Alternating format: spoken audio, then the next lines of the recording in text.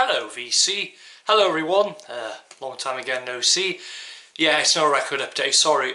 Reason is because there's a few bits I'm supposed to be given, I'm supposed to be like having from somebody, so I'm waiting for them to come into my possession. But for now I thought I'd make this interesting response to a video that James Griffiths uploaded quite recently about vinyl grails and what is a vinyl grail. So this video I'm going to give you my thoughts on what is vinyl grail and my kind of experiences of getting my vinyl grails, not many, and and saying which ones, which albums I consider vinyl grails I would love to own in the future. So yeah, I'm going to start off, just to say James Griffiths' video was really good. I'll leave a link to it down here if you want to check that out. He's a great guy. Anyway, so what do I think is a vinyl grail? Well, in my opinion, a vinyl grail is one of those like quite rare and sought after records that you know is like that, and you really want it, and but it's quite expensive. It's quite hard to find record, and it's like, you know, when you find it, it's like, oh my god. So for example, I've had that kind of experience when about summer of 2017, when I was in Relics and I picked up a copy of the original pressings of Joy Division's Closer, one of my favourite records of all time. And it's original factory pressing. Not original, because if it was proper original, when I would put it to light, it would it would go translucent red like the Elton John records. But I was so shocked to find it for such a good price. I just said, what do you want for it? I said, I'll give you this for it. It was a good price actually. But yeah, just you know, one of my favourite records of all time.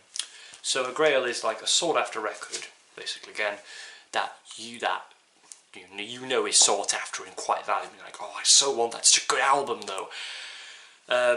Another grail that I do own would be one of the records my dad got me for Christmas last year. New Order Substance, and this was the cheapest we'd seen it for Mudshack Records, and it was about 30. But fair play, my dad surprised me and got me for Christmas. But this is such like a hard to find record, and I'm so happy to have it in the collection. It's my favourite compilation album of all time. So yeah. So I'm going to just kind of say now what are my vinyl grails that I'd love to find someday, hopefully. I'm going to start off with two that I have on reissue. I would love to find an original factory pressing of Unknown Pleasures. I would so love to, but it's for so much money. I thought I was close when in Relics in January, because me and the guy who owns it, we've got a quite good bond, so I get good deals on records there. So when he brought in like this bunch of old 80s records, so there's some Visage, Japan, Gary Newman, and I saw the lyric sleeve to, and I was just like, oh my god. No vinyl in it, so that was a huge shame.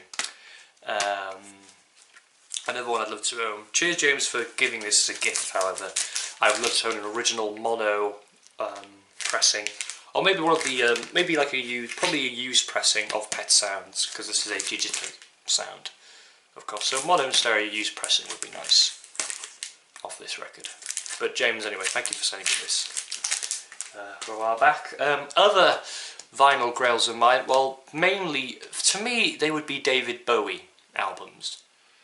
But maybe, for example, well, grails I've seen in the past, for example, Pink Floyd Pirate of the Gates of Dawn. I was so close to getting an original of that, but the price was hefty.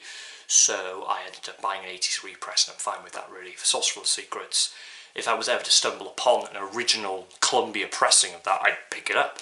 But I'm fine with just trying to find the 80s repress, really. But real grails, actually, wait a minute, there's one I forgot to mention. I did see Unknown Pleasures in Llandudno a while back. £100 they wanted it for. I'll insert a photo of that. There you go. And yeah, other grails, well, my true grails to me would be David Bowie's discography on vinyl from 1993 to 1999. So that beautiful line of records from Black Tie White Noise which was only reissued on vinyl once, I may add, and it goes for a hefty price now, and it's awful. Outside has been reissued twice. What I'm hoping for, I'll tell you a minute what I'm hoping for. So Earthling was only reissued once in 2015.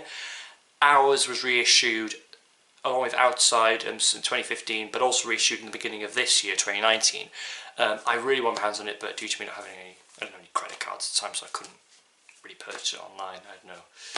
So yeah, and they went out fast anyway. So what I'm hoping for in the future is that we get next year, maybe next year, I'm hoping we get David Bowie, the box set from 1993 to 1999 with those 5 albums, and that would definitely be on the Christmas list next year if that was to come out.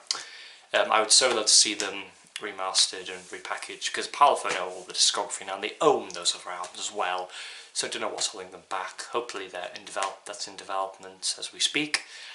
And well, yeah, that's all I got to say, guys. Sorry the update's taking so long. I mean, I didn't stop collecting. I did find a few personal grail.